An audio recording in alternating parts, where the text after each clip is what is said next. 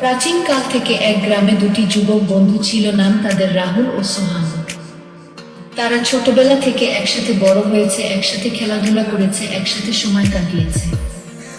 একদিন রাহুল একটি অদ্ভুত কথা বলল সোহানকে, আমি এমন একটি কিছুর সন্ধান পাচ্ছি যা আমাদের জীবন বদলে দিতে পারে। সোহান তাড়াতাড়ি প্রশ্ন করল, কি সেটা? রাহুল বলল, এটা হচ্ছে প্রেম। তুমি কি কখনো কারো প্রতি গভীরভাবে অনুভব করতে পারো যে তোমার পৃথিবী বদলে দিতে পারে? সোহান কিছুক্ষণ ভাবল এবং হেসে বলল, তুমি তো বলছো প্রেমের কথা, কিন্তু সেটা তো আমরা কিভাবে জানবো?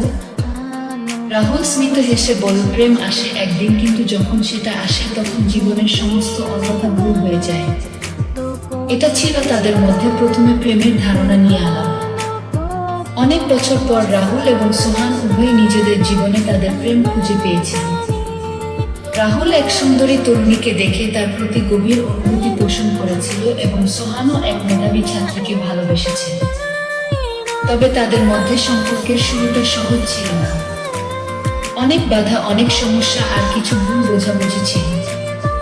কিন্তু একদিন তারা একে অপরকে বোঝার পর সম্পর্কের গভীরতা বাড়তে শুরু করল। তারা বুঝতে পারল প্রকৃত প্রেম মানে শুধুই ভালোবাসা নয়, বরং একে অপরের প্রতি শ্রদ্ধা, সহানুভূতি এবং একে অপরকে সমর্থন দেওয়া।